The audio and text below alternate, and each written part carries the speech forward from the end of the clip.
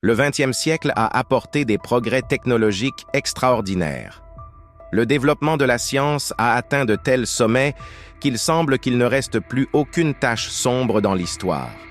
Cependant, il existe de nombreux mystères non résolus qui excitent et rendent fous même les plus grands esprits.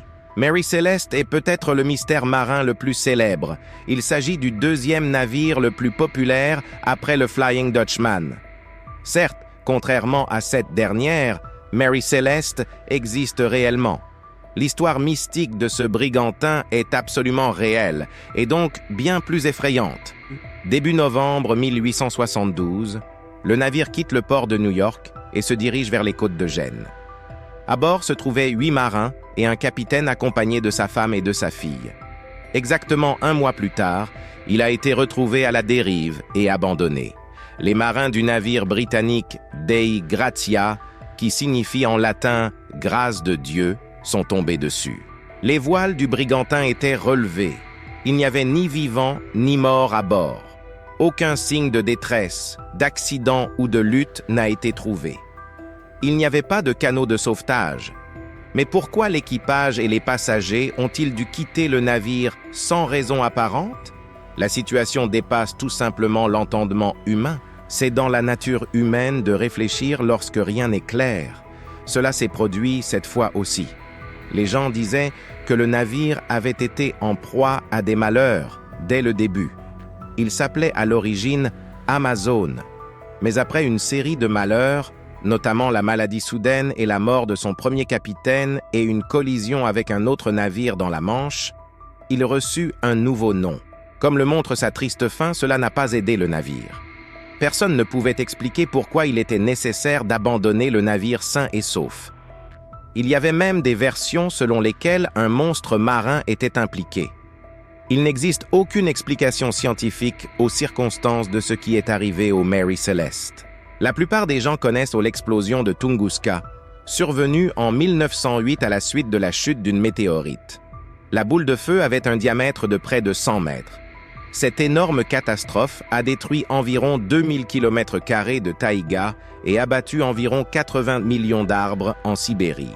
Ce phénomène a été classé par les scientifiques comme la plus grande collision entre deux objets astronomiques, comme un astéroïde et la Terre, dans toute l'histoire de l'humanité. Cela semble incroyable. Cependant, il y a un petit problème. Pour une raison quelconque, personne ne l'a remarqué. Aucune trace d'un énorme objet extraterrestre n'a jamais été trouvée. La raison pour laquelle la météorite Tunguska n'a pas laissé un cratère comme celui découvert en Arizona reste un mystère. L'absence de cratère est également déroutante. Les experts pensent que l'objet est tombé du ciel et a explosé au-dessus de la forêt avant l'impact. Une solution imparfaite à un problème vraiment inattendu. Les scientifiques pensent qu'il ne s'agissait peut-être pas d'une météorite, mais d'une comète. Après tout, ces dernières sont constituées de glace et non de pierre. Cela peut servir d'explication possible à l'absence de traces de roches extraterrestres. Nous ne pourrons probablement jamais clarifier cette question. Nous ne sommes pas destinés à connaître les véritables raisons de la catastrophe de Tunguska. La maladie du sommeil, ou trypanosomiase africaine, n'est pas la maladie la plus connue, mais l'encéphalite léthargique fait peur dans le cœur des experts. Cette maladie mystérieuse est rare de nos jours, mais entre 1916 et 1930, cette mystérieuse maladie s'est propagée depuis l'Europe. En conséquence, un demi-million de personnes ont été touchées. Selon toutes les données, environ un tiers d'entre eux sont morts. Alors, quel est cet étrange phénomène? Au début, les médecins n'avaient pas un seul diagnostic. Plus tard, ils ont commencé à expliquer cela par un étrange comportement neuropsychiatrique et une somnolence léthargique irrésistible, qui provoque un état semblable au coma ainsi qu'une rigidité musculaire. Cette raideur musculaire était un symptôme particulièrement alarmant, puisque même ceux qui ont survécu ont été gravement touchés. Bien qu'ils soient parfois encore capables de parler dans une certaine mesure, de bouger les yeux et même de rire, ils apparaissent généralement comme des statues vivantes. Ces personnes peuvent rester complètement immobiles pendant des heures, des jours, des semaines, voire des années. En 1959, Les corps de 9 touristes ont été retrouvés dans la glace de la Montagne Morte, dans le nord de l'Oural.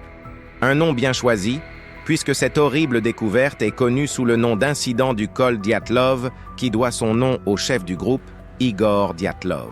La mort du groupe Dyatlov est l'une des tragédies les plus importantes et les plus mystérieuses de l'histoire du tourisme et des sports extrêmes. Il existe une centaine de versions de l'incident, mais aucune n'a été confirmée à ce jour. Seules des hypothèses sur la mort étrange et inexplicable de 9 voyageurs. Dans la nuit du 2 février, une tempête de neige a frappé la nuitée du groupe. Pour une raison quelconque, la tente s'est avérée être découpée de l'intérieur. Il n'y a aucune explication raisonnable à ce fait. Les gens ont couru dans le froid glacial sans vêtements de dessus. Les premières victimes trouvées étaient allongées en sous-vêtements dans des positions étranges. D'autres membres du groupe présentaient des blessures de gravité variables. Certains avaient des côtes et des crânes cassés, mains brûlées. Un jeune homme s'est fait retirer la langue. Le plus effrayant, c'est qu'il n'y avait que des traces des membres du groupe sur les lieux, aucune trace du ou des agresseurs. Le plus intriguant est que les vêtements des touristes présentaient un niveau élevé de rayonnement. Que s'est-il passé cette nuit fatidique? Il n'y a toujours pas d'explication claire. Les scientifiques penchent pour la version avalanche ou infrason. La version avec une avalanche soudaine ne résiste pas aux critiques. Les infrasons semblent beaucoup plus plausibles. Il s'agit d'un phénomène dans lequel le vent interagit avec la topographie pour créer un bourdonnement à peine audible qui peut provoquer d'intenses sentiments de nausée, de panique, de peur, une accélération du rythme cardiaque et des difficultés respiratoires. Mais cela n'explique pas non plus bon nombre des circonstances entourant la mort du groupe. Le phare est juste un très bon endroit pour cacher un terrible secret. Les gens disparaissent parfois. Mais quand ils disparaissent sans laisser de traces, sans laisser aucune trace, pas même la moindre trace de raison, alors une nouvelle légende et une nouvelle histoire mystique naît. C'est précisément à ce sujet que porte la mystérieuse histoire de la disparition similaire de 3 gardiens de phare des îles Flannan. Cette histoire a tous les signes d'un mystère mystique. Une horloge arrêtée, un déjeuner intact et aucune trace de sang. En 1990, un équipage d'hélicoptères a atterri sur Island Mawr, une partie des îles Flannan en Écosse. Ils s'attendaient à y rencontrer des gardiens de phare expérimentés, Thomas Marshall, James Ducat et Donald MacArthur. Cependant, les hommes n'étaient visibles nulle part. Il semblait qu'ils s'étaient simplement évaporés, ne laissant aucune trace. Une chaise renversée a été retrouvée à l'intérieur du phare. La table était mise, la nourriture était intacte. L'horloge ne tournait pas. Le journal de bord du navire indiquait qu'il y avait eu une terrible tempête sur l'île, bien que cela n'ait été signalé nulle part dans la région. La conclusion logique a été tirée que les veilleurs ont été emportés par la mer alors qu'ils exerçaient leurs fonctions dans des conditions difficiles. Mais est-ce vrai? Il existe d'autres versions, plus terribles, de force contre nature.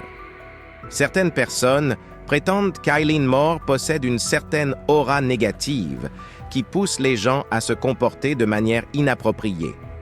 Le manque de réponses précises contribue à construire de nombreuses versions mystiques et donne lieu à plus de questions que de réponses.